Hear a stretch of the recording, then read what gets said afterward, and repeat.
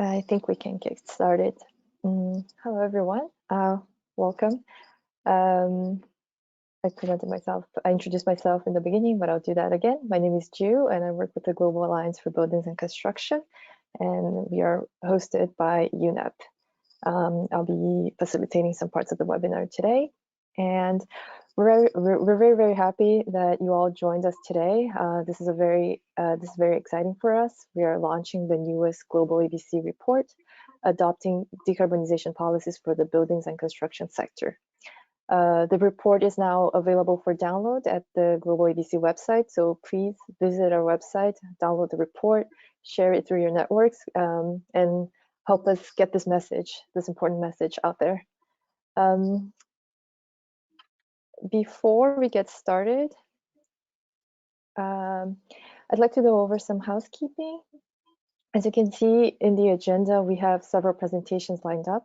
We have an introduction by the GlobalABC Secretariat, a presentation on the key findings of the report, examples from Germany, Australia, and Indonesia, as well as a private sector perspective given by WBCSD, and finally followed by Q&A. So we'd like to invite you all to send your questions through the chat box and make sure to address them to the speaker or the speakers. This webinar is being recorded, and both recording and PowerPoint presentation will be made available later.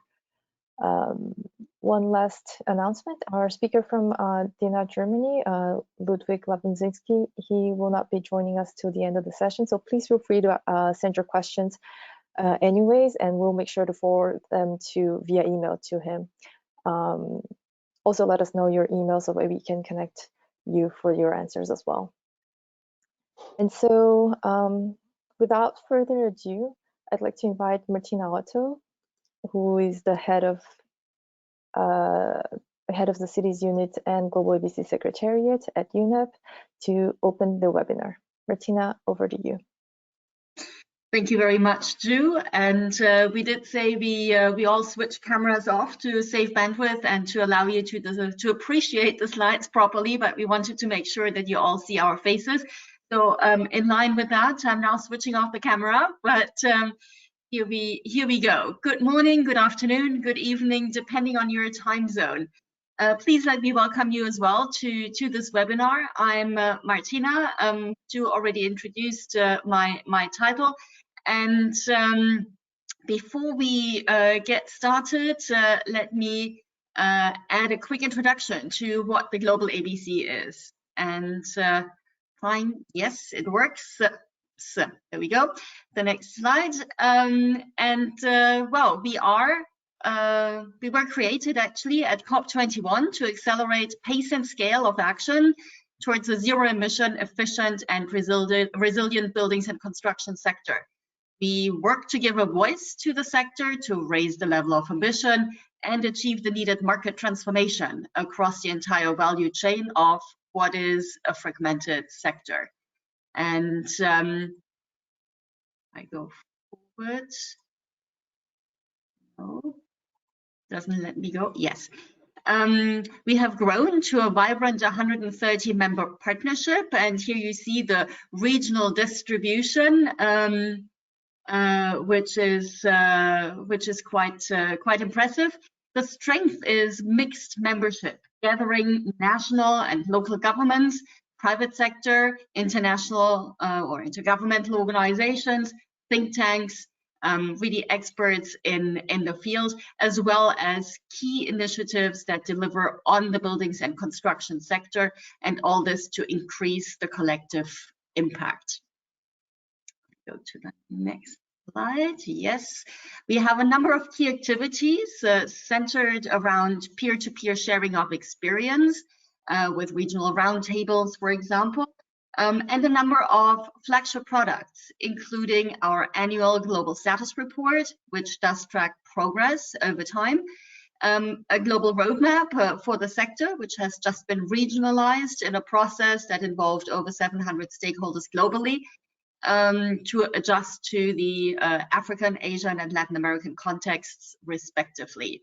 and obviously as well a product like the report that we're launching today. Now,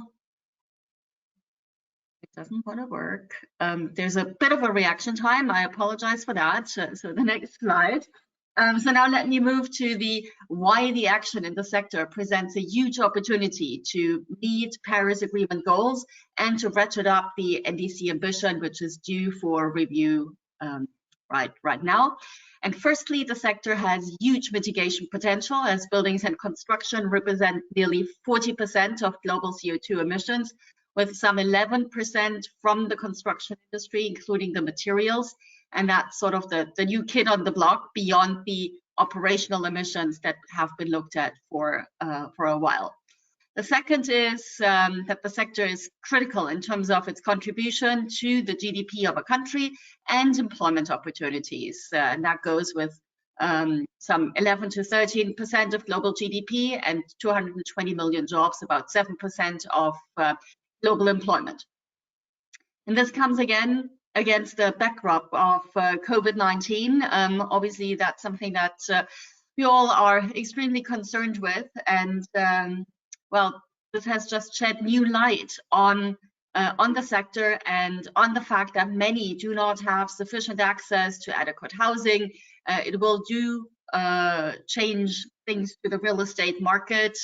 We'll see how this unfolds, but for sure, adequacy of the space that we are spending our time in has just taken a new dimension, and really where it took its worst toll, where we have seen higher infection rates in very overcrowded neighborhoods, and that puts buildings also in the perspective not only as a single building, but as a critical component of the urban fabric, and together with the plot division, the roadway system, public space, determining the morphology and the metabolism of a city, and with it, its vulnerability or resilience, and the resource intensity, and the related GHG emissions.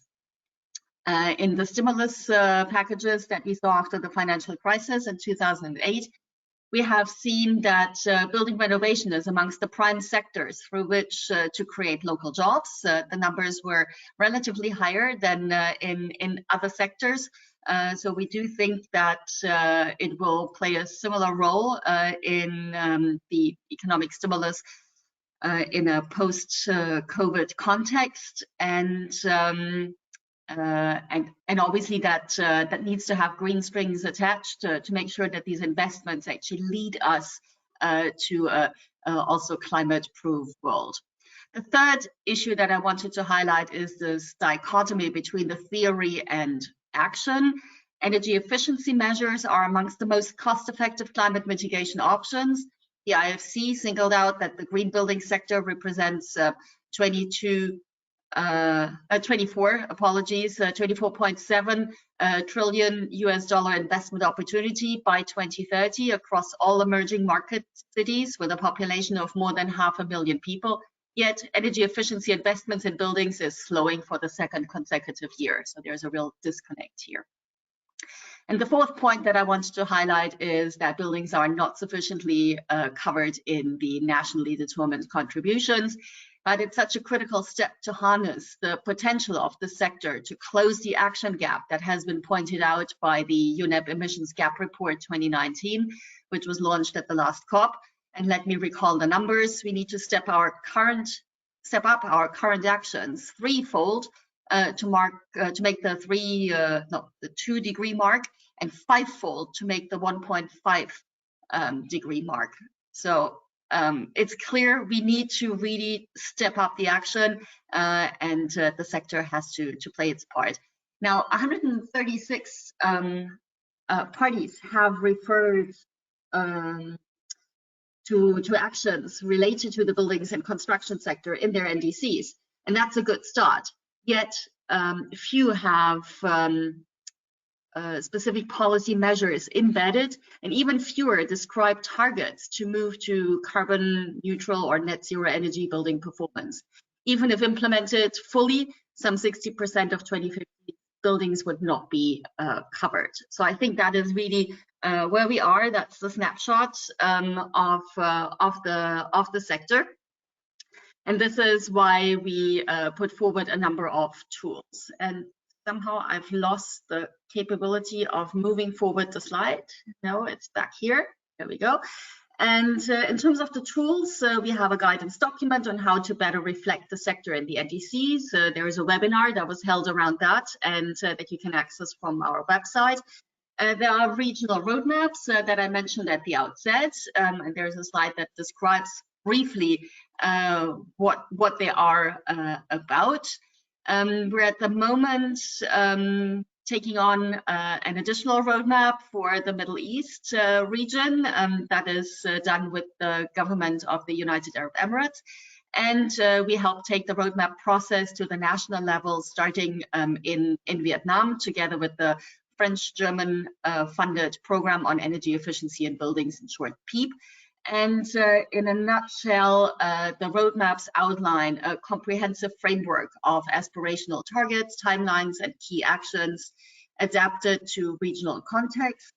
And they inform policy and technology timelines across all levels of government, business community, taking a life cycle approach around 8 priority areas. And you see them on the slide. They range from urban planning to new and existing buildings, to building operations, appliances and systems, to materials, resilience, and clean energy. So it's pretty comprehensive. They provide as much a framework as they do provide a process that then helps with the national roadmap development.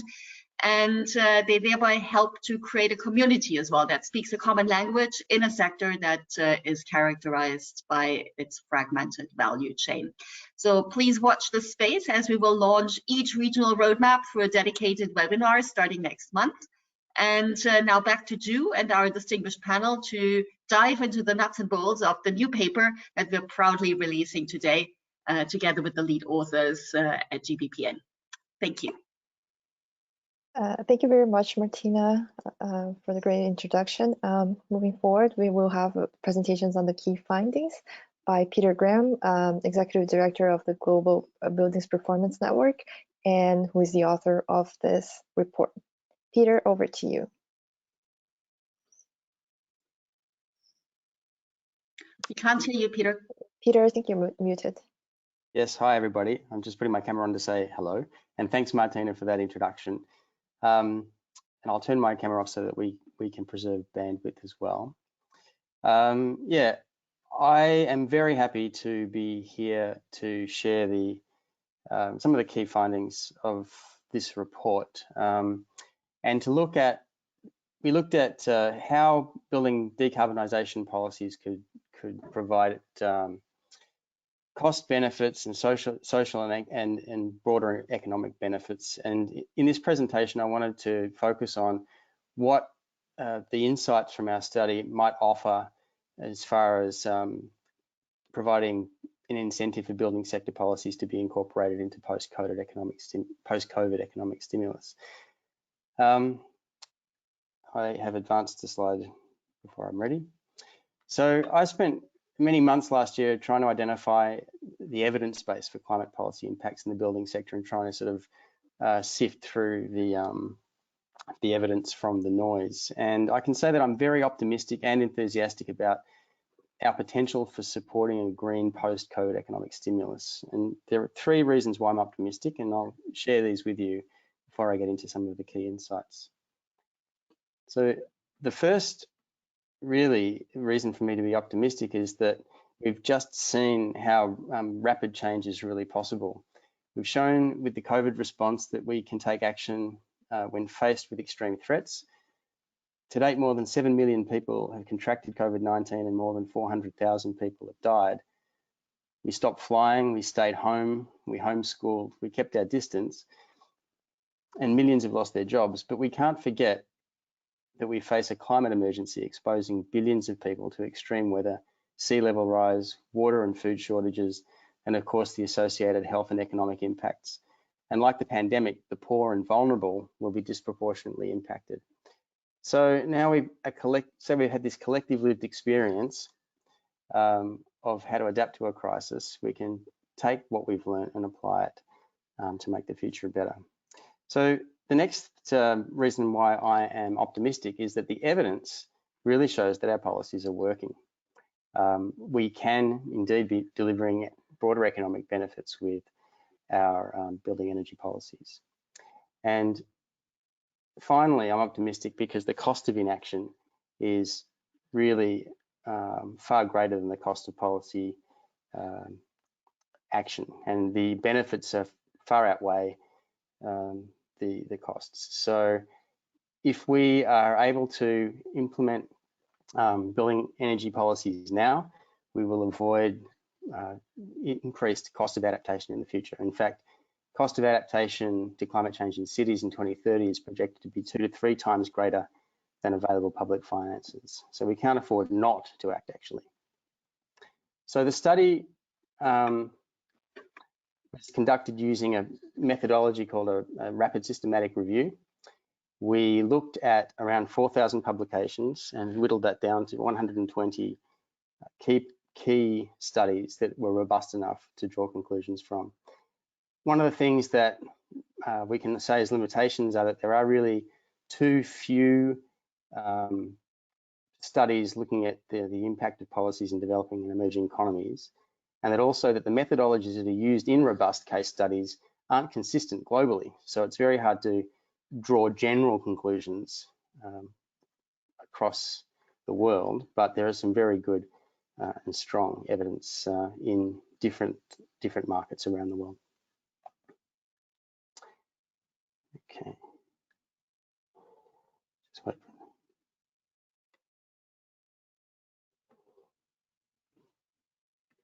Sorry, I'm trying to get the slide to advance. Here we go.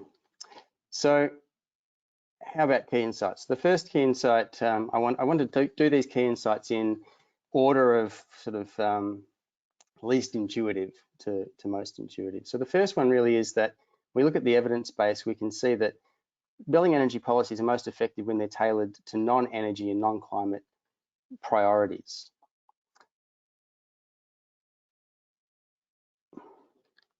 So what we see is that variables such as health, equity of access to clean energy, economic development, climate resilience and adaptation planning, and thermal comfort often play a larger role in decision-making than energy efficiency and climate considerations. Effective policies really do tackle the local contextual issues and emphasize building energy performance and energy efficiency as a means for achieving broader public policy goals. Let's have a look at some of these as we advance the slide. So first is the evidence does show that effective implementation of building energy policies does have a positive impact on GDP. Policy ambition leads to positive return on investment to public finances. The studies show that the higher the ambition of building energy policies, the higher the likely return on investment over time is. You can see an example there from an EU study showing that a potential additional 1 to 2.7% could be added to the EU GDP through Energy Efficiency Directive and EPBD.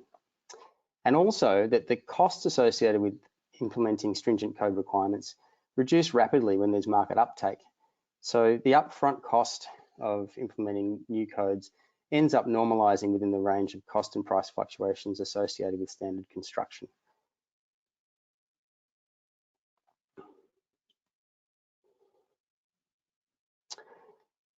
Just waiting for the slide to move.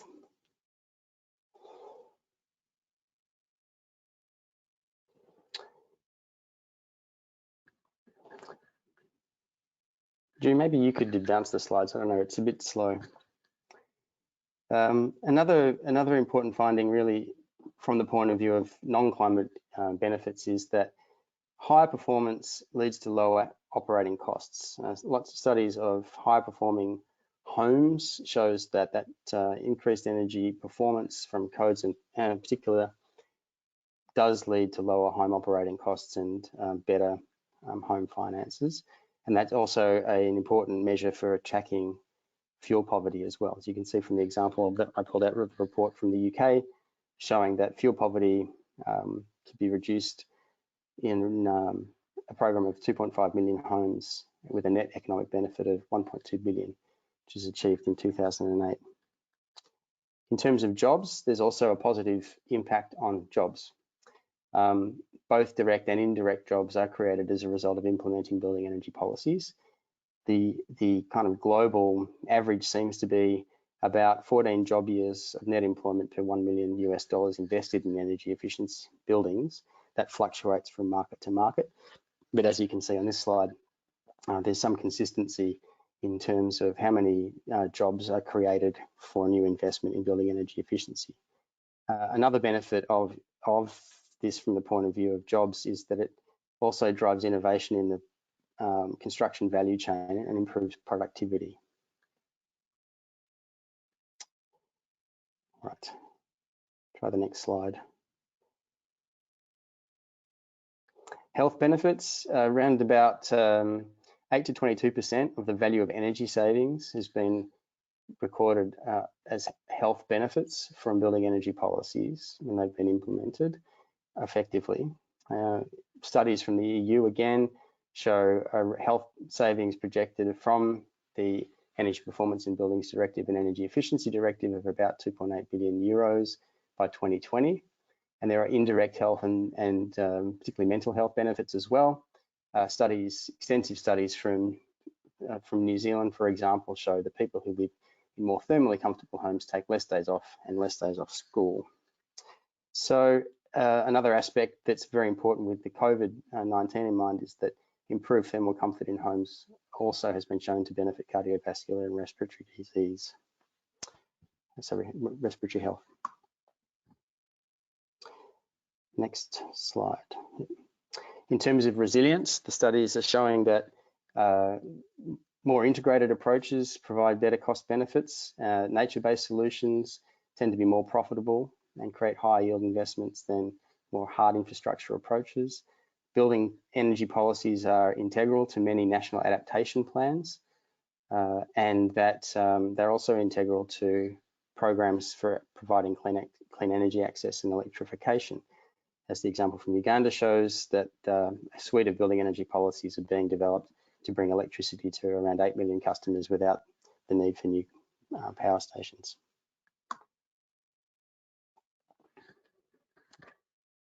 All right, so let's talk about value instead of effectiveness. Let's move to the next slide.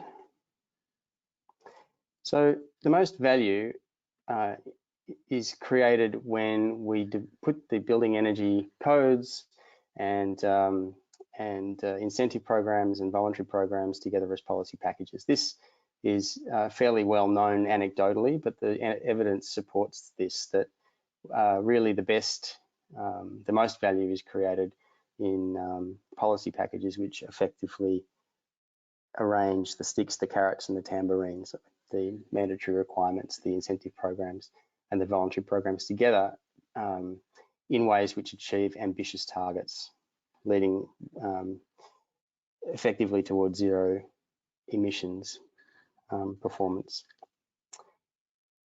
Next slide, if I can. Okay, one of the things which really came out strongly on the issue of value and policy packages is the importance of renovation policies and economic stimulus. So there's a range of policy strategies which have got good evidence of impact, which are appearing on the screen now. So setting targets and obligations, applying the energy code to renovation, providing grants for deeper renovation, providing mandatory rating and disclosure, and also pricing carbon, extremely important. And you can see some of the benefits there. There's plenty of evidence of strong benefits of economic stimulus coming from those range of policy measures. And of course, in terms of value, best to package them. All right, next slide. All right, talking about impact then, the impact of the policies on climate.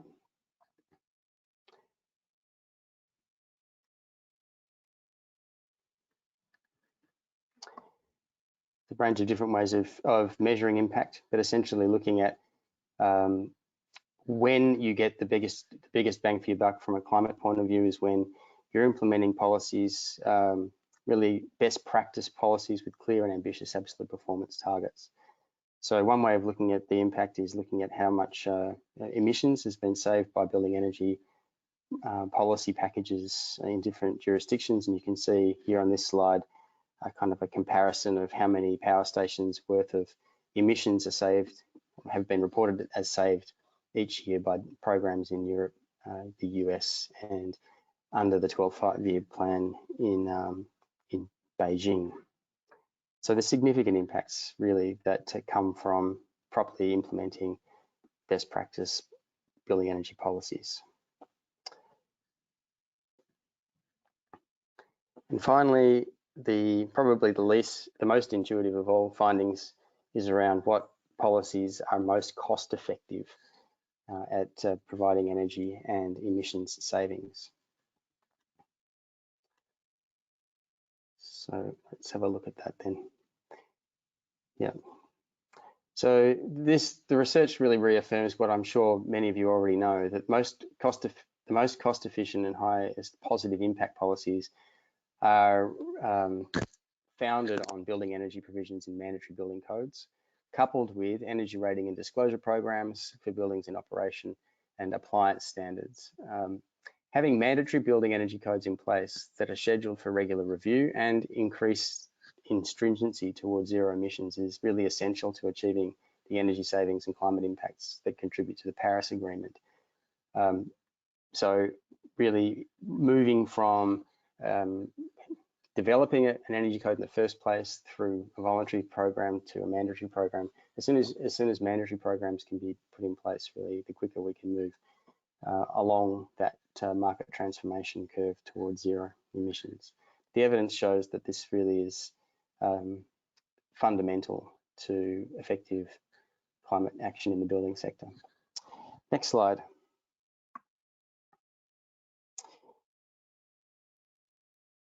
So we identified in the research some persistent challenges to implementing building energy performance, and these again may not be haven't changed for some time. They're quite persistent. So economic barriers, the issues of first cost are very front and center, particularly now with the post-COVID economic stimulus underway. There is a pushback from some stakeholders around increasing ambition in building codes because of the attitude that any increase in performance requirements will increase first costs, slow down the recovery, etc. The evidence doesn't really bear that relationship out. It shows that first costs are absorbed as long as you've got policy measures which help provide capacity, help provide subsidies to stimulate adoption of high performance standards and so on. Split incentives also exist mainly in the area of developers' attitudes towards moving into higher performance.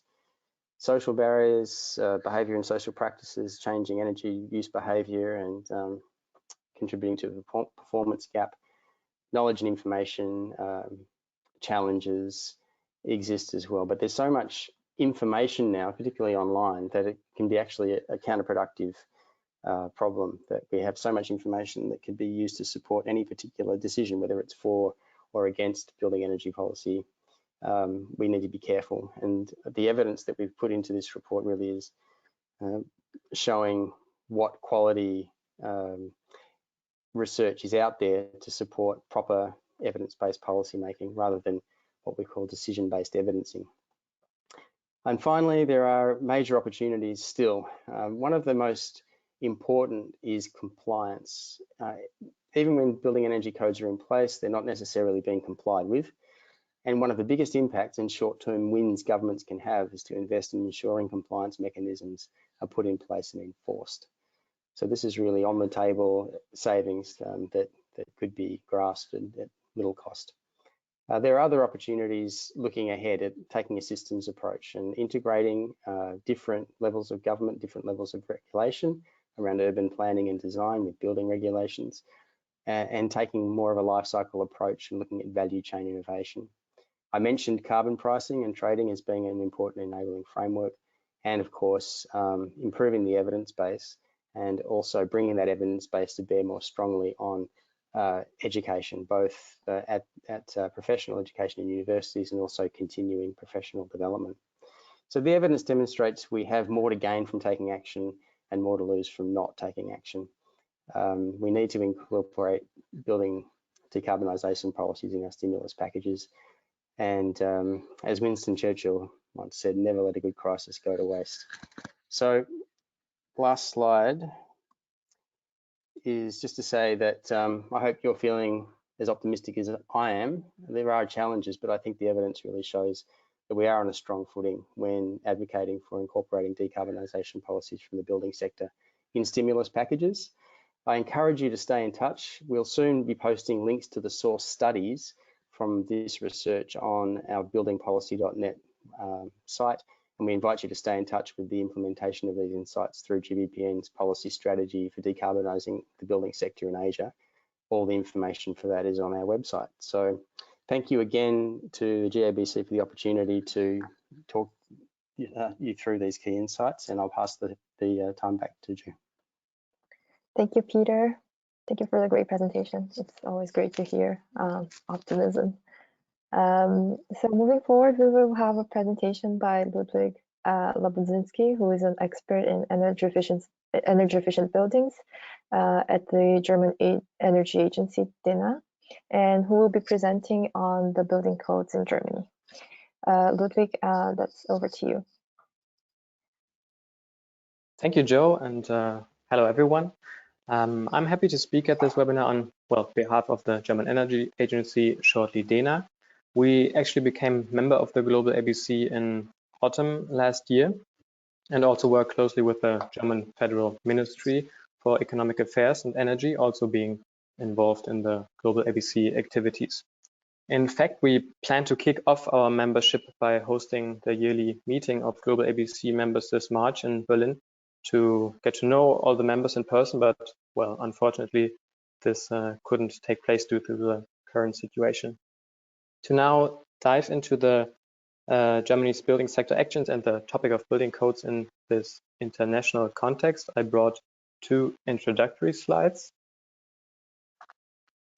As shown in this figure from DENA's building report, space heating accounts for the highest share of energy consumption in Germany's buildings by far, and is therefore one of the most important issues to be addressed. So looking at all buildings, more than 3/4 of the energy is needed for space heating. It also needs to be highlighted that low energy refurbishment of the existing building stock is crucial for the successful energy transition. The current refurbishment rate for buildings in Germany is at approximately 1% annually, but needs to be at least 2%. And unfortunately, this targeted doubling is not yet evident in the refurbishment sector. In Germany, there are approximately 19 million residential buildings, roughly 12 million of which were built before the Thermal Insulation Ordinance came into effect in 1979. So before this, energy efficient construction was subject only to technical regulations, but these were not enshrined in any regulatory law. So because of the high energy consumption per square meter compared to new buildings, these buildings have a very great deal of potential for savings. In order to achieve the federal government's target of a climate-friendly building stock by 2050, the focus of the refurbishments in Germany must therefore be on this pre-1979 building stock. So with those two aspects in mind, let's have a look at the development of building codes in Germany. In this figure, the German learning curve in the energy efficient building sector is depicted, and a comparison of the trajectories of legal minimum requirements and research activities in the building sector shows that research results were successfully transferred into the building practice, leading to a continuously decreasing energy consumption. So starting with the already mentioned Thermal Insulation Ordinance in the end of the 1970s, there were numerous adjustments made over the years. And actually to monitor this, DENA launched the Efficient House Pilot Project in 2003. conducting quality assurance and pass on then this experience to planners and consultants. It can be seen that a market introduction phase of 10 to 15 years is common between the pilot application, or rather demonstration project, and then the legal determination of different levels. So in the new GlobalABC study, which was just presented by Peter, it is also highlighted that speed will really be of essence. And considering this figure, this time frame of this learning curve, it becomes very obvious that on a global level, leapfrogging has to be a crucial element. And in this regard, we really appreciate the work of the GlobalABC, where I want to additionally highlight the whole process of developing the regional roadmaps. Looking at the current building codes in Germany and the last step of this staircase figure, we are awaiting the new Building Energy Act, shortly GEG. And this new law is supposed to pass the German Bundestag within the next months and then come into force in autumn. The idea of this new law, GEG, is to bring together the various acts and ordinances into one law, which is supposed to also bring more clarity into the German building codes. Besides all this, the German climate package 2030 from September last year is important to mention at this point, because as a result, various legal improvements for the building sector came into force in the beginning of this year. For example, tax incentives for energetic refurbishments were introduced, which I personally think is rather a German approach to attract people to refurbish their homes to be then able to pay less taxes. But well, in fact, the effectiveness of this instrument can only be evaluated next year after the declaration of taxes. Then secondly, there was an exchange premium for inefficient oil boilers introduced. And thirdly, the existing financial support programs in the building sector were doubled. Switching to the most recent topic of COVID-19, as Dena, we wanted to gather the current mood in the building industry, and therefore held a Zoom conference with various stakeholders from the sector mid of May. And in fact, the German building sector is at the moment still affected comparatively mildly in comparison to other sectors, thanks to the high order backlog. But it is to be expected that the effects will be delayed and then possibly have a more massive impact on the real estate industry. So in a nutshell, there was a consensus within this group that the economic stimulus packages must not call into question the latest changes concerning the regulations and also the climate protection goals. And well, fortunately, this applies to a large extent to the stimulus package, which was published just some days ago. Already my last slide to end the presentation, I want to give you some few examples of Dena's building sector engagement that can be divided into 6 categories. So for instance, we are involved in the conception of the individual refurbishment roadmaps used by energy consultants in Germany. Then we developed several studies, as already mentioned, the German Building Report. Currently, we also developed a study in cooperation with the French EDEM, comparing renovation strategies in Germany and France. Furthermore, we plan a comprehensive study on the topic of climate neutrality, also putting the building sector in the overall and cross-sectoral context. Our building division is also active on the international level, for example, with an eco-city project in China and through energy partnerships, for example, with Ukraine and Kazakhstan. As part of the Energy Sprung Germany project, Dena is working on opening up a new market for serial refurbishments. And we also founded a network, the so-called German Alliance for Building Energy Efficiency, shortly GEA, with the aim of advancing the energy transition in the German building sector, being a cross-sector alliance of representatives from industry, research, trade, commerce, and energy supply. And lastly, we also organize a yearly Energy Transition Congress in Berlin, where we will be celebrating 20 years of Dena this November. And I would like to invite you all at this point. At the current stage, we plan that the Congress will be in the form of a hybrid event, so where it will be possible to attend in person, but also virtually. Yeah, thank you very much. As Joe said, unfortunately, I have to leave this webinar already a little bit earlier. But if you have any questions, I would be very happy if you contact me afterwards. Thank you.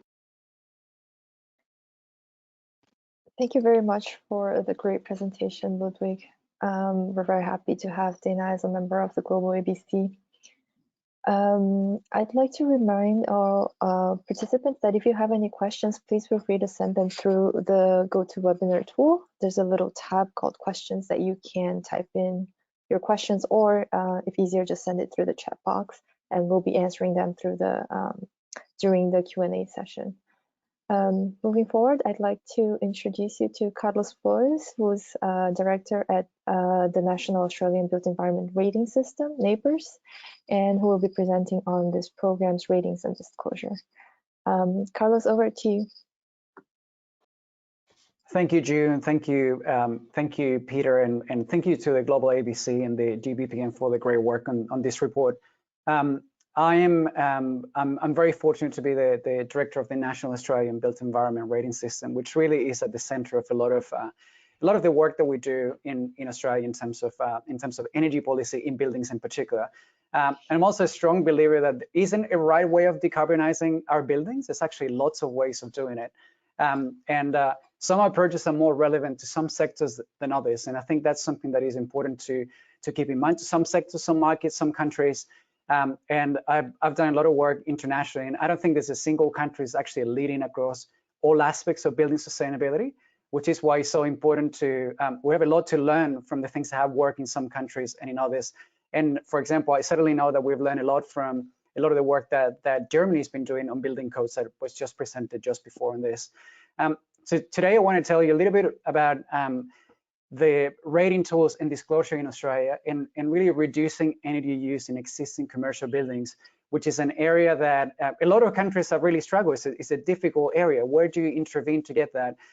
But it's probably the single most successful example of a successful carbon reduction policy that we've had in Australia. This is an area that I think we've been doing, we've learned a lot of lessons and a lot of things that really work.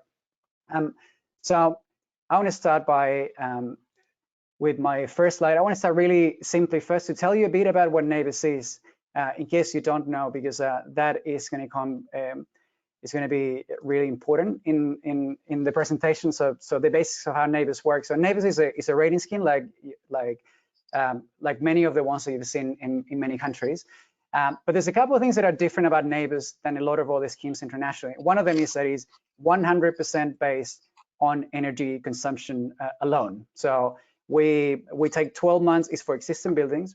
We take 12 months of energy and electricity and gas bills. And we use that energy to compare against buildings that are similar to your own building. So if we're talking about, as an example, a 3-star rating, if you're an office building, it means that your building is using an average amount of energy compared to a similar office building of the same size, operating for the same hours, because some buildings operate much longer than others, in the same climate zone you are, because Australia has deserts and it's freezing in the south and it's tropical in the north, very big differences in climate. So it's a comparison against the average building. If you're 1-star, it means you're using just a lot more energy than the average building in your market.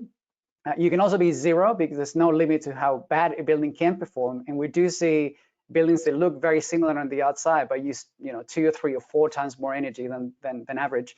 But you can also be 5 or 6 stars. And what that means is using significantly less than the average building on that market. Now, that's what Navis is. And I wanted to tell you, show you a bit about what's happening with the program in Australia. Navis has been running for about 20 years and it's used for all kinds of policies. And I'm struggling a little bit to go into the next slide. There you go. I wanted to show you visually what this means. This is a screenshot of the center of Sydney. If you walk maybe 5 blocks north from this screen, you'll see the Opera House. These are the number of buildings that have been certified by Navis, not at some point in the last 20 years. This is recent. All of these are within the last 12 months because ratings in Australia and Navis in particular, it's not something that you do at one time and you promote yourself forever. It's something that we want people to be certifying constantly every year and improving and setting targets for next year. So it's all about really encouraging buildings to be better at the way they manage performance and setting targets and improving. So Australia is today perhaps the single most benchmark country in the world in terms of energy consumption. And if you go to our website, you can actually see all of this. So this is a screenshot from a search engine for green buildings that we have there already. Now, in this slide, I wanted to show you maybe like the foreshadowing what we're going to see in the rest of the presentation. But and I'm going to explain this graph a little bit what it means. So every time a building gets certified by Navis for the first time, we use that as a baseline. And then we say, well, what happens the second year, and the third year, and the fourth year, and so on as they continue to work with us. And what we see is a very progressive reduction in energy consumption year by year from buildings that are participating. This is, by the way, the average of several sectors. So pretty much every office building in Australia is included here, most shopping centers, and a lot of buildings in sectors like hotels and data centers, public hospitals. Is one of the fastest reductions in energy consumption, carbon emissions in the world. And there's a few reasons why that happened, and disclosure was a big part of that. So I want to tell you about two policies. There's been lots of policies that we tried. Some of them have been more successful than others. But I want to talk to you about the two policies that were perhaps the most successful in triggering the whole market and seeing, whole markets reducing, 30+% in the last decade in terms of energy use. The first one, I'm going to call it the state government leasing, and the second one is the federal mandatory disclosure scheme. I say federal and state because Australia is a federation. It's a bit like the United States. There's a federal government, and there's also governments for each state across the country. This graph is basically showing the number of buildings that certify under Navis on an annual basis, their energy efficiency performance, and get a star rating certificate. So I want to tell you first about this state government leasing policy, because I think we don't talk about it enough, and it's one of the most successful policies we've had in the environment in Australia. And it's very simple. The state governments and the Australian governments are actually the largest renters of office space in the country, and that's actually true for a lot of countries around the world. So the biggest renter of office buildings in Sydney is the state where Sydney is located. The biggest renter of office space in Melbourne is the state government where Melbourne is located. Is usually anywhere between 20 to 30% of the total market is just the government. So what this policy is basically all governments coming together and saying, we're all, from this point on, when we're going to rent the new building, we're going to say, you must have a Navis rating, and you need to meet a minimum requirement. And this policy was introduced years ago, around 2004, 2005. And the requirement, the minimum requirement has been increasing over time, but it's had an enormous impact on the market. And I want to show you this quickly, a graph around what is meant in terms of energy consumption per meter square over time. So this is a group of about, I would say maybe 400 to 500 very large office buildings. And oops, I think you went into the next slide accidentally. I'm going to go straight into the graph. But it's a group of about 400 to 500 buildings. Just one second, I'm just having a little bit of trouble coming back into the graph in the slide before. And there we are. So 400 to 500 buildings is the majority of companies that are very large in Australia. So it's not all office buildings out there. It's maybe the 15 largest property companies, but all of them. And what we've seen is that this government leasing has actually been a really powerful policy, because it's a huge carrot and a huge stick at the same time. If you're willing to invest in energy efficiency, you're putting your building in a position where you're going to get a lot of the business of the government, which is a lot of business, and is a really very secure renter. On the other hand, if you don't invest in energy efficiency, your buildings are not going to get out of that energy efficient zone. You're going to lose all the government business in the future, and that actually has very large implications for property companies. So it's a carrot and a stick at the same time. It's been very successful for a long time. The second policy I want to tell you about is mandatory disclosure. It's very much a complement to this policy, and it is all about in Australia from 2010. If you want to sell or you want to rent any office space, you need to have a Navis rating, and you need to make it public everywhere. Outside of the building, when you're renting it, online, you need to tell the tenants before they sign a lease how efficient your building is. And it's really making the efficiency of these buildings much more transparent and well known. Now, I want to go back to that graph that I showed you before, because and hopefully this is going to work. Let's see. I want to go back to the graph that I showed you on the previous policy, showing all these blue buildings. So this is not mandatory disclosure. This is government leasing, and I'm going to superpose what happened with mandatory disclosure. So with new buildings that were going to come in 2010, we're going to be more inefficient than the buildings that we had captured already, because we're talking about smaller companies that were less resource. A lot of them did not have energy efficiency or sustainability teams. They were private owners, much smaller assets. The part of the market that is much, much harder to actually tackle that exists in all markets, this was that part of the office market in Australia. And we were hoping that the energy consumption was going to go down over the next decade. What we just didn't know is just how fast that was going to happen. So what I love about this graph is that two lines are very much the entire office market. Every building is represented there. It's the fastest reduction of energy consumption and carbon emissions of any sector in Australia. And it's one of the fastest, if not the fastest, of any building sector in any country. And there's lots of reasons. There's more than the reasons that I just mentioned, but disclosure is, by all accounts, has been one of the keys to do that. And the fact that Navis is a performance-based rating. You need to use less energy if you want to get better. Now, I'm going to skip this slide, and I'm going to tell you a couple of concluding remarks before my time's up, because we know we're a little bit short of time.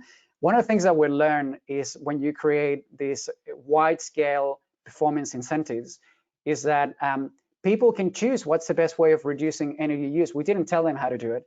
And what we found is that it's actually a lot cheaper than a lot of people thought, because the first thing they do is that they look into zero-cost opportunities, turning things off, working with controls, which is relatively inexpensive.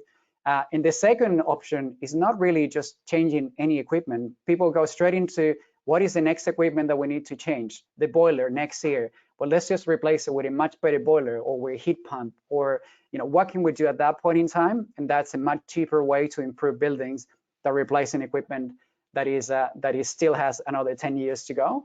And then the third option really is the capital upgrades that a lot of people think about when you think about energy efficiency, but it's really been like the third option. So energy efficiency is proven to be much cheaper than a lot of people thought in Australia. And we're really working towards how can we scale that across the whole economy, and what can we do with other countries to share this and work more closely together. And the last thing I wanted to mention is that I think a really concrete sign of how well this is worked is that Australia is a really small country for global standards. It's only 22 million people. But if you look at all the international sustainability benchmarks, like the Global Real Estate Sustainability Benchmark and the Dow Jones Sustainability Index, who are the two biggest in the world, in the energy, in the office, and the shopping center categories, every year the #1 company has been an Australian company, but it hardly ever is the same Australian company. So it's like 5 or 6 Australian companies always competing for the #1 spot. And it's a reflection of a lot of the work that's happened in the last decade in the whole ecosystem. It's not just the property companies, it's all the services companies and the energy efficiency companies in the middle. And that market has evolved a lot because of the volume of projects and energy efficiency that this performance-based approach has enabled. I'm going to stop there because I only had 10 minutes, but I'm looking forward to your questions at the end. Back to you, Joe. Thank you. Thank you, Carlos. That was a great presentation. I think moving on to our next presentation, we have Dr. Mohammed Al-Fatah, who's a researcher at the Division of Building Sciences at the Ministry of Public Works and Housing in Indonesia, and who will be presenting some of the municipal level buildings actions in the country. Ariel, over to you.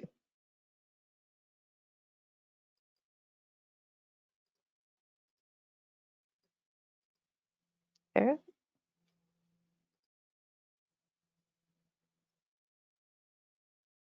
Hello? Hi, we can hear you now. Okay, sorry, I forgot. Okay, thank you very much. Thank you very much, GlobalABC, for hosting this very nice webinar. So I'd like to share about the current condition in Indonesia. So I will turn off my video.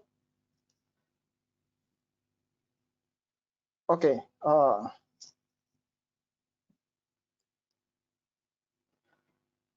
Yeah, I would. In this occasion, I'd like to share about the experience in Indonesia in related to the energy saving standard or regulation in Indonesia and how we achieve those. So first of all, I'd like to present.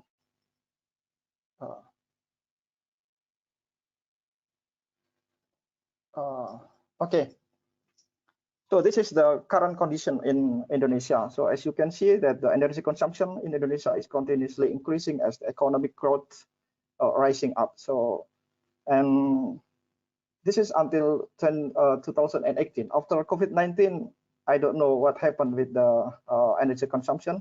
And in case of Indonesia, as you may know that we still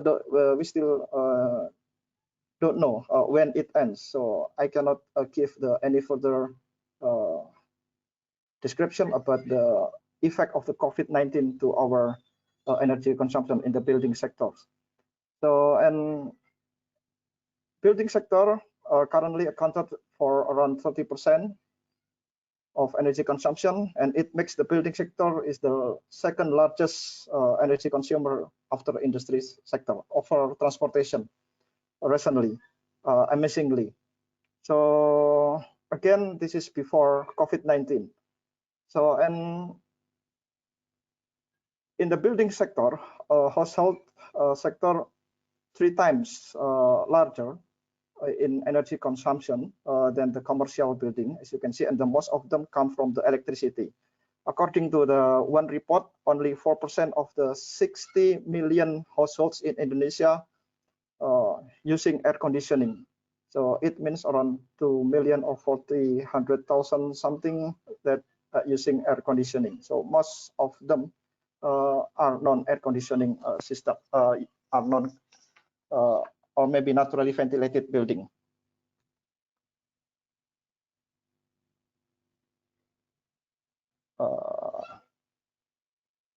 Okay, next slide. Okay. Yeah, Indonesia is we targeted to achieve the sustainable city by 2045, and in the 2035, we target to achieve 100% of green cities indicators is achieved in all cities in Indonesia. So it's just maybe 15 years later. So at this moment, unfortunately, by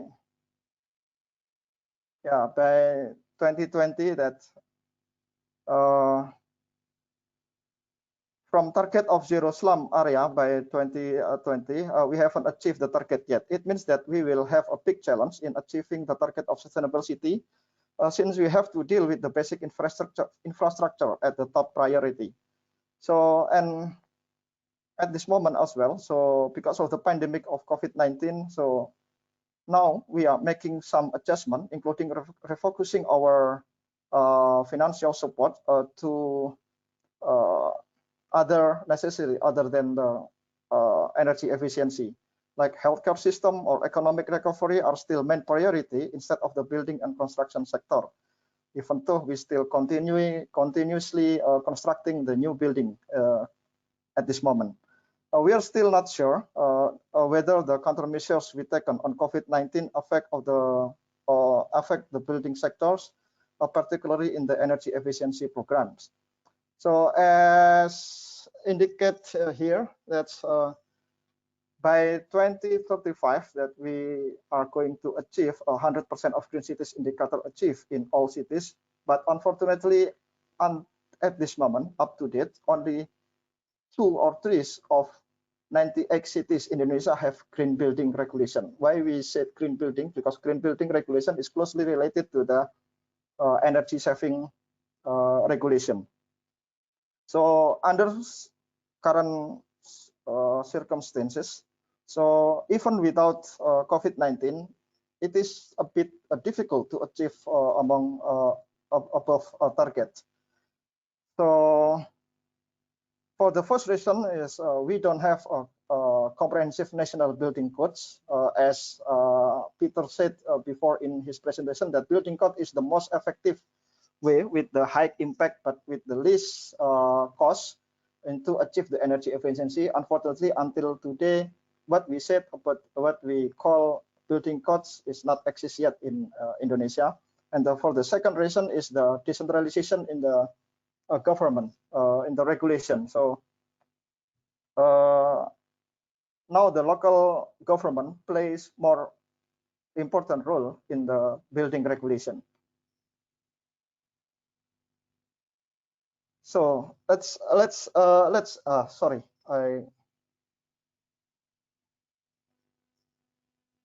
sorry, before okay, this is okay, sorry.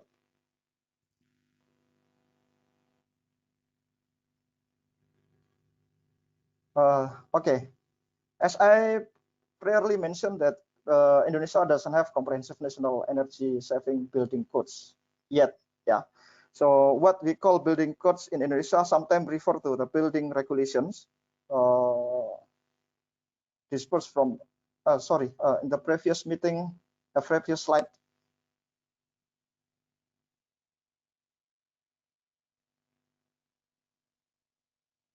Okay, yeah.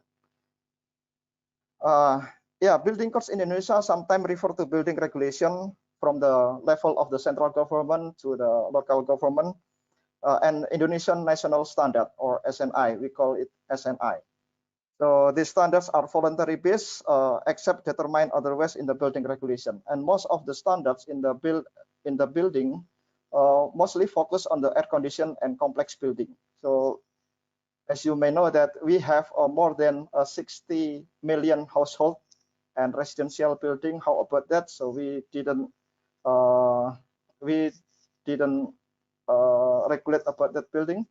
And then also mostly focus on the HVAC system and also artificial lighting.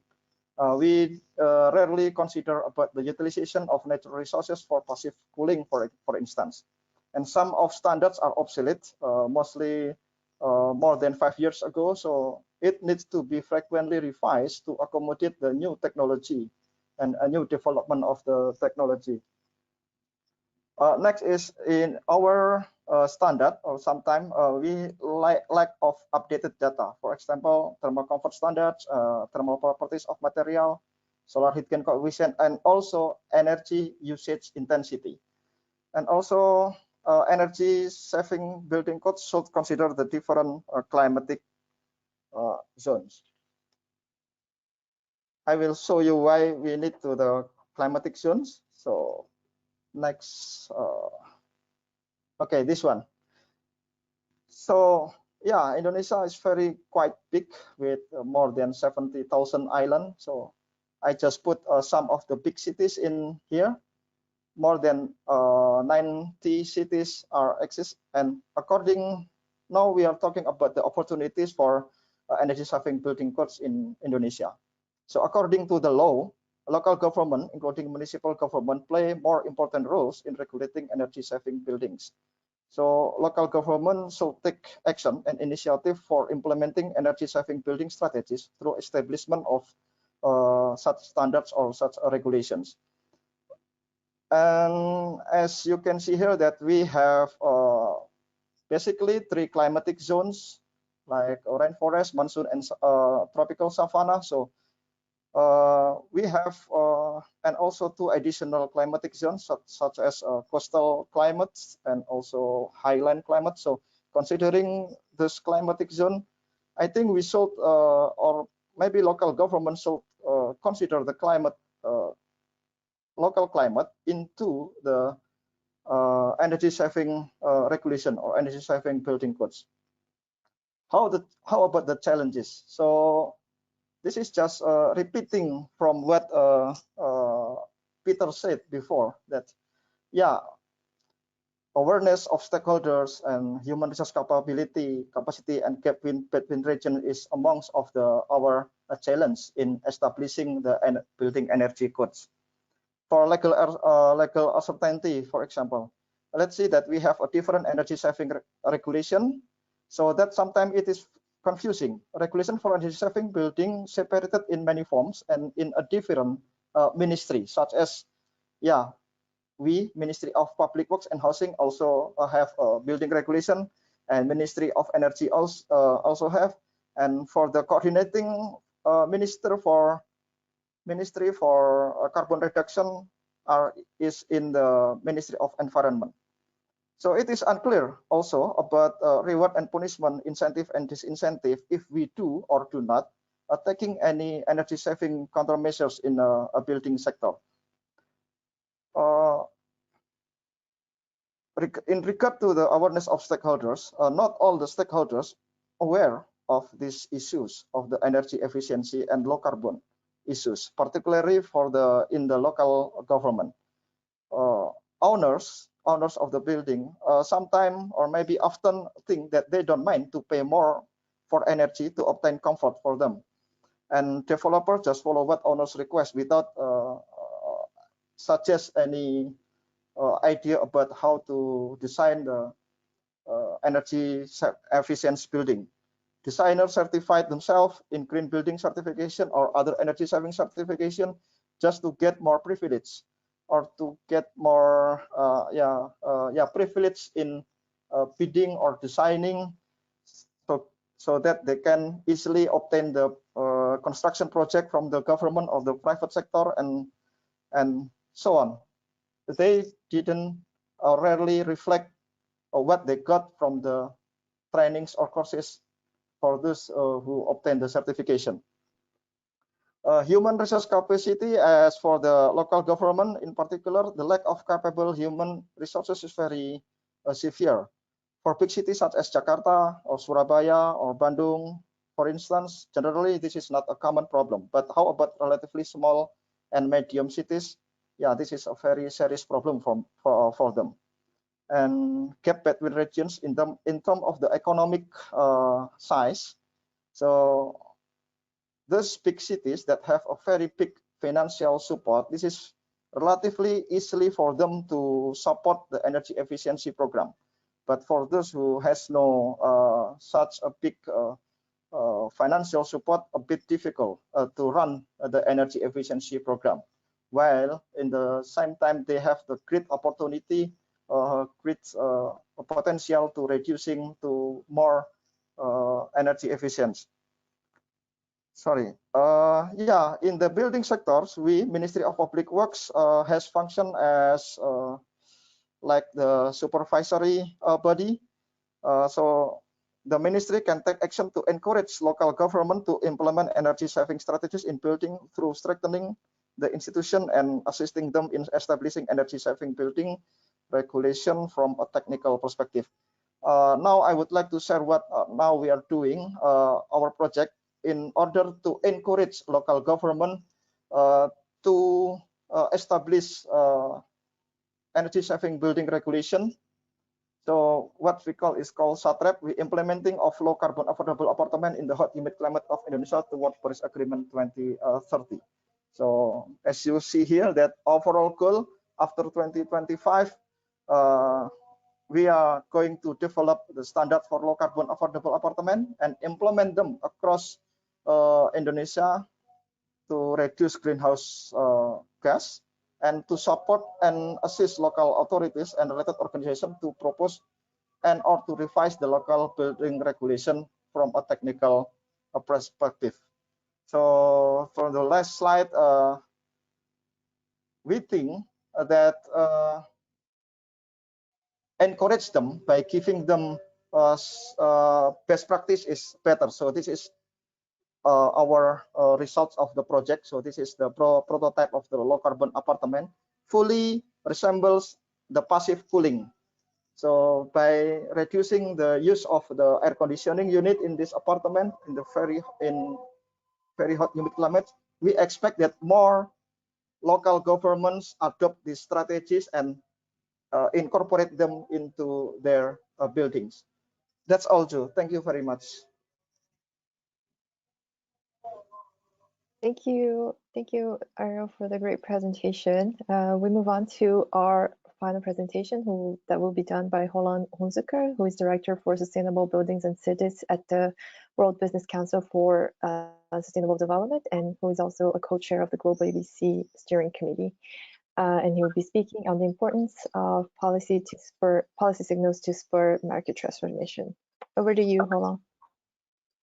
Thank you very much, Ju, and thank you for the excellent presentations. And I'm just quickly saying hi, so you have a face on the person speaking, but I will also move to show the presentation in the full mode.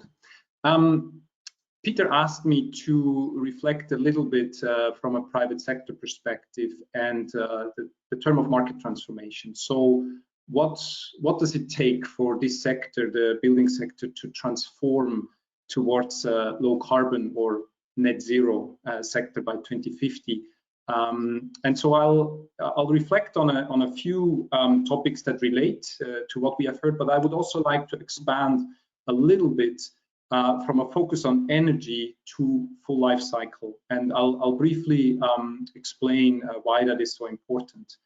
WBCSD, for those of you who don't know as well, we're a global member-led business association, and we're working to accelerate the transition to a sustainable world. And we have many companies in the building sector, from materials to construction to finance, working in our built environment project to look at how do we help this sector really change in terms of decarbonization and increased circularity. So to reflect, now I need to do the arrow. Yeah, to reflect a little bit on the challenge in this sector, we should look at the full emissions profile. This sector, and Martina mentioned it at the beginning, has a very high footprint, and we can say that today about 70% of that footprint comes from the energy that is used to heat buildings, to cool buildings, heat water, etc. Very large proportion of that is what we call Scope 2, so it comes from electricity. But we should not forget there is about a 30% today that is in the building materials, so the steel, the concrete, the insulation, and all the inside fit-outs of buildings. And so in new construction especially, this proportion sometimes reaches 50%. So we have rightly focused on energy, and we are rightly focusing codes, etc., on energy, but we also have to look at how do we do a full life cycle decarbonization, because we're building about the size of Paris every week around the world. So if we look at the long-term targets, also struggling with the little arrow. Will you help me, Ju? Yeah, now we both did it. If you could go one back. Thank you, yeah. And this is taken from obviously World Green Building Council, but also Women Business long-term targets to achieve a net zero building sector by 2050. By 2030, we need to make sure all new buildings operate at net zero carbon, but we also need to reduce embodied carbon by 40% on average. Now, this is really a minimum number. Leading companies should look to reduce that more so that we can reach that at a minimum. And so the challenge is really focusing on both, and 2030 more or less means today, because with building permitting, with the long life cycles of building projects, we need to look today at how we reduce energy consumption, but also the use and the carbon intensity of materials.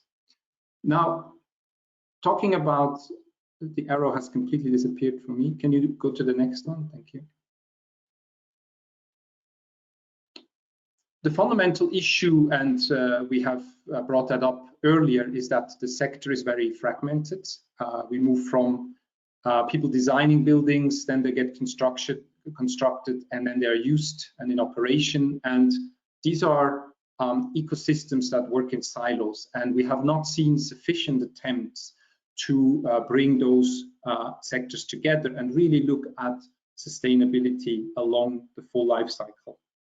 And for us also to understand how policy can impact that, we need to better understand how we can bring the different players of the value chain together. So if you move to the next.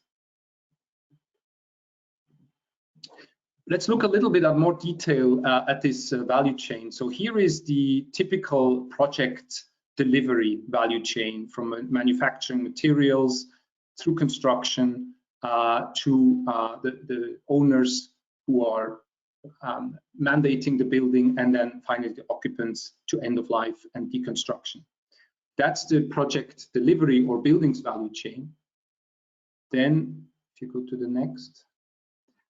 The carbon flow is very important to map along this value chain. We have obviously very high emissions in the use phase, that's here the occupant side, but also in the manufacturing. And that we saw before, it's about 30% embodied and around 70% in energy. But this ratio is shifting as we are making our buildings more energy efficient.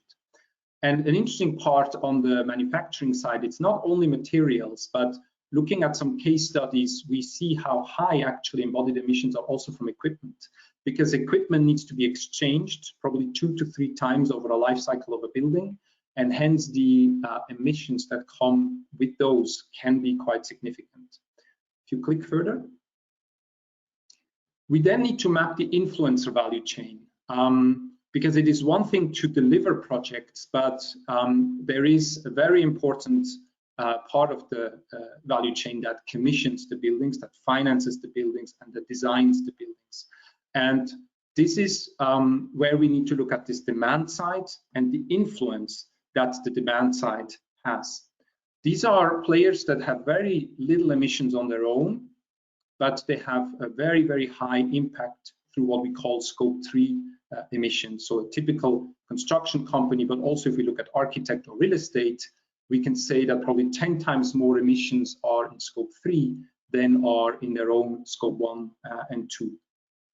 And so we need to understand these different segments, and in WBCSD we're currently working on a guidance for science-based target setting that looks at these 5 different groups and how they can help overall system decarbonization. If you move to the next slide.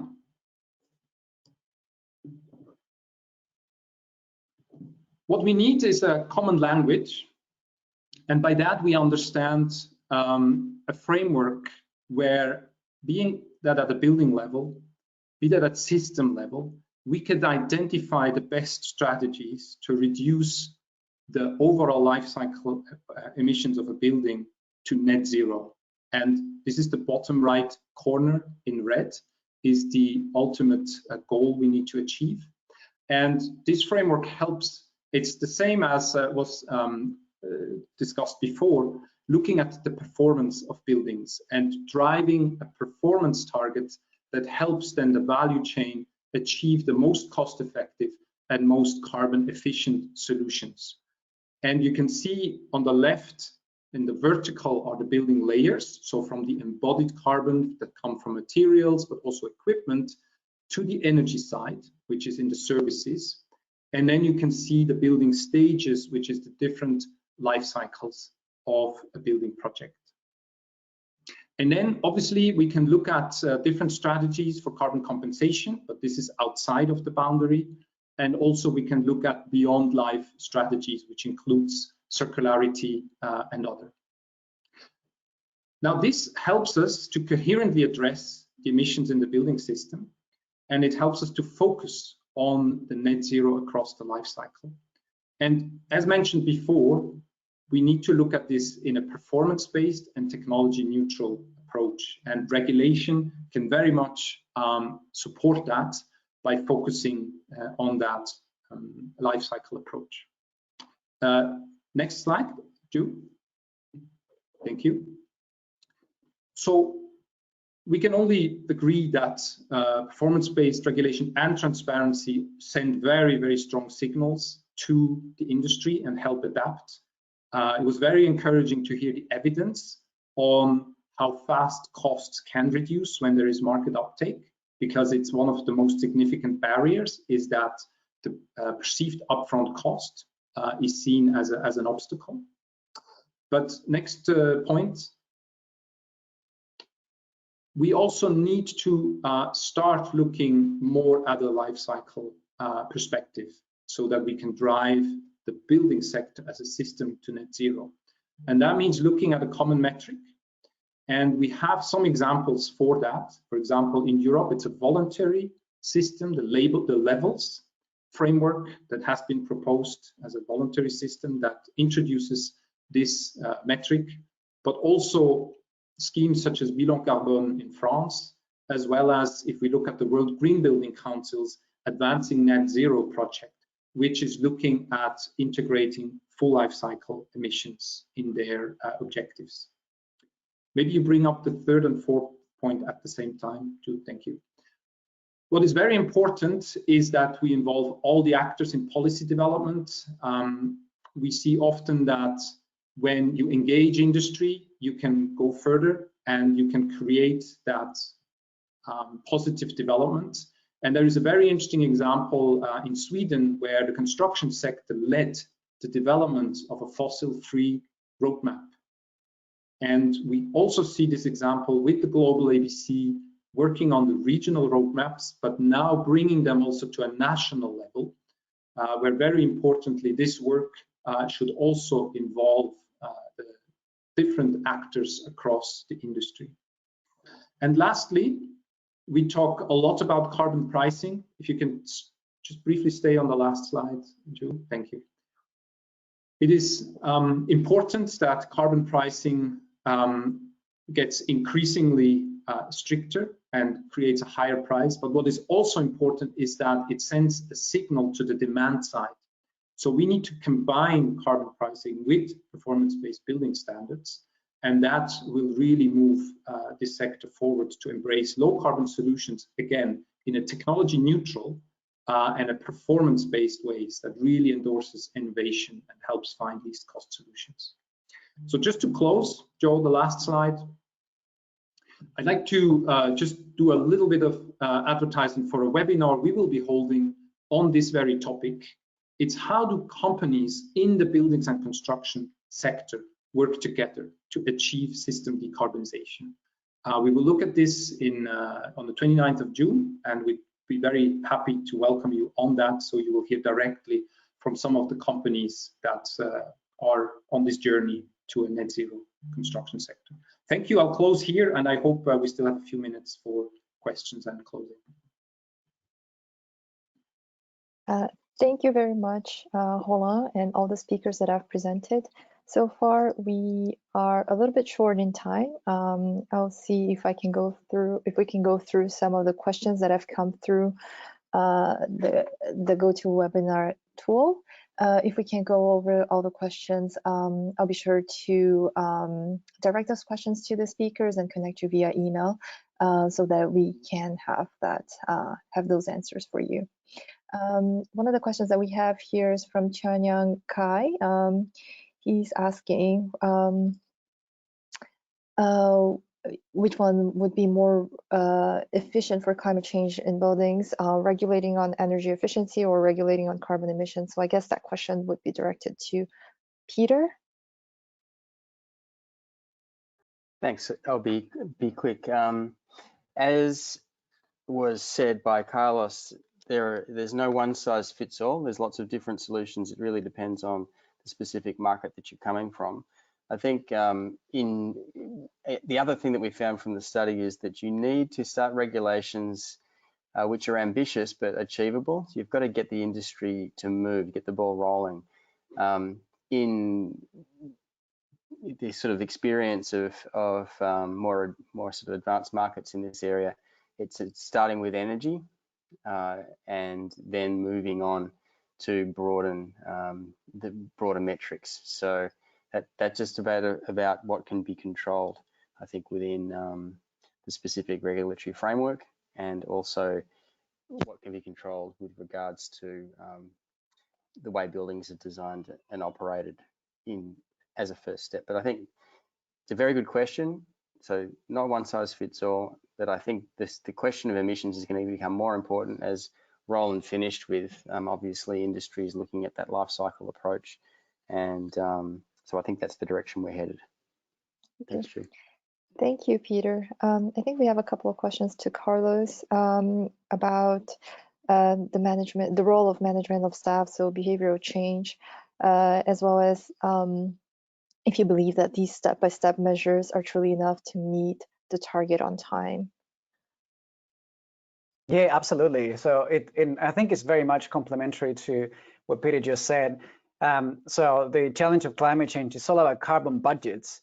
So you really need to hit this from several angles. It's really important that buildings reduce energy as fast as they can, existing buildings in particular, because that literally buys us more time for renewables to come into the grid and get to 100% renewables sooner. So it's not just about getting to net zero emissions, but it's also about using as little of our carbon budget as we can along the way. And the reality is that we've seen buildings with very old technology from the 70s and 80s, getting significant emission savings in that time.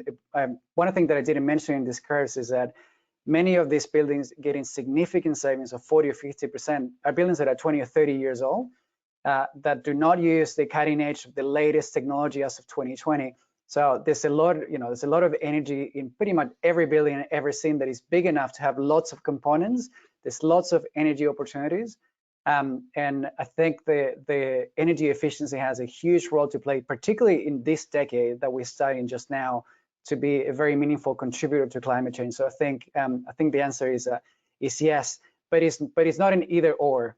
We need to reduce as much as we can in existing buildings. We need to go as hard as we can on building codes, and we also need to do as much as we can on renewables and on construction materials. We need to hit it from all angles because we need to get to net zero on all of them in the not too distant future. Thank you, Carlos.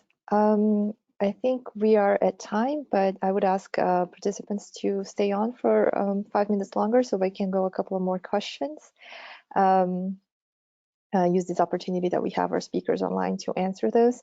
So I think we have a question here on Roland's point on how whole life approach, a whole life building cycle approach, and I wonder if Ariel, you could speak a little bit more on how Indonesia is considering the impact of materials and embodied emissions within building codes and green building schemes.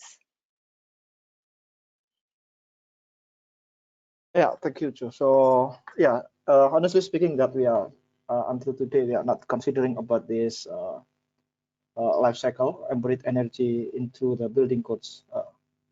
So that's why now in our project, so in the next 5 years, we will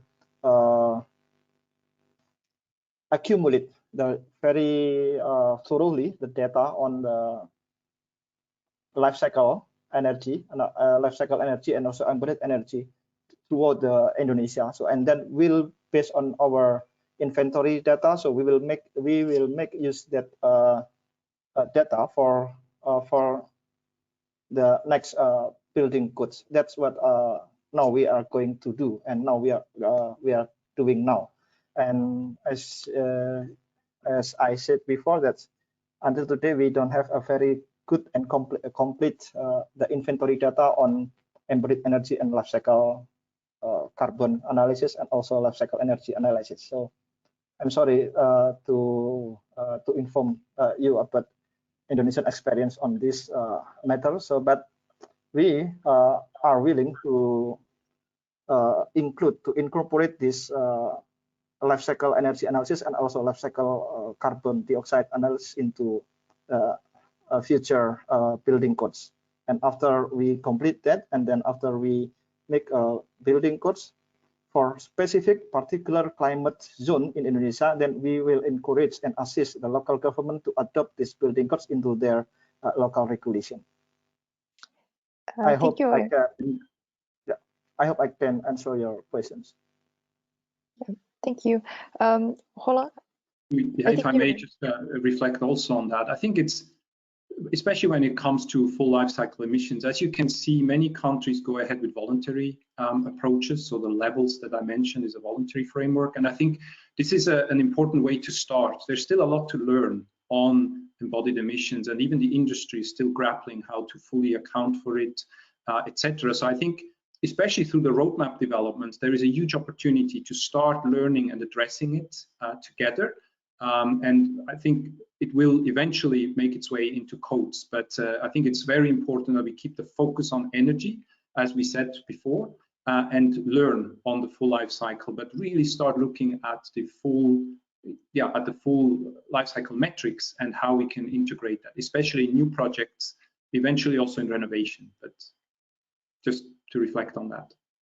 Thank you, Roland. I think that addresses one of the questions that one of our participants has raised on, how can we increase the number of life cycle analysis, and how do we get so that we get a good picture on embodied carbon. I don't know if there's anything you want to add to complement that question.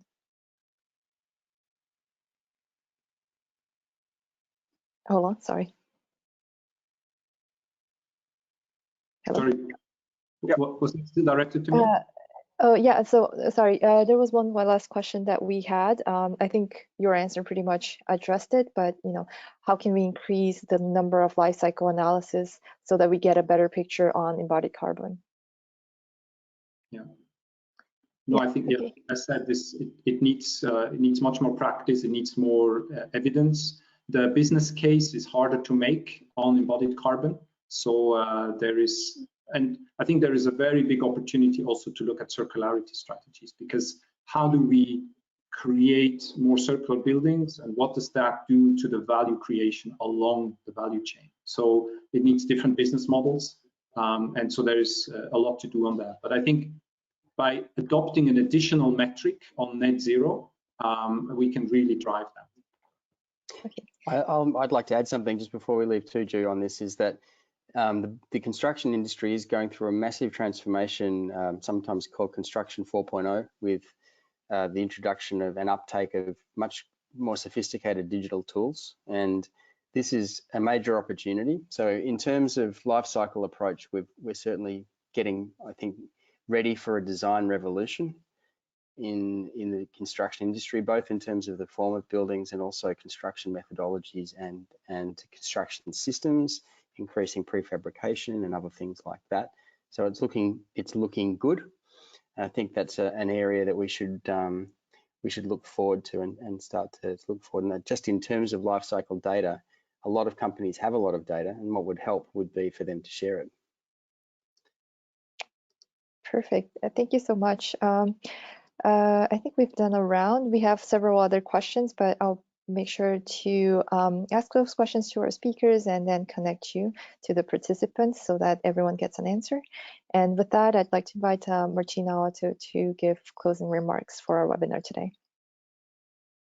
Thanks very much, Ju, and thanks very much to our distinguished panel and all the interesting questions that came from an engaged contribution through the chat box. Well, what to retain from this? Number one, there is a huge opportunity. The buildings and construction sector presents a huge opportunity not to be missed, and that's with regard to the current numbers, so the impact that we see, but also going forward with this number of well, the new build, the additional floor space that we're going to see over time. And the third is this new normal that we'll have to compose with the COVID pandemic and the impact. So I think there is a strong case made. The other point that I want to highlight is that it has to be a dual strategy, looking at both renovation, which presents huge opportunities, as well as the new build. And it's not either or, it's both. And I think Carlos was very, very clear about that, how much we need to make use of buying time in a sense. But the buying time is not to start later, but it's just until everything has rolled out as we need to see in terms of the new buildings. The other key point is it's good to start from where we can, be it from going from energy and energy focus to then taking it to a life cycle focus, be it looking at voluntary measures and then make them more mandatory. So there's a pathway that we can take, and it's good to take that. The other one is from a building focus to looking as well at the building and its ecosystem, meaning urban, looking at urban planning, and looking at the interactions between buildings and the energy system. So there's a more comprehensive infrastructure approach that is needed as well. So keeping that in mind. From the study, I thought it was extremely interesting to look at these insights that were put forward and how much the social issues play in.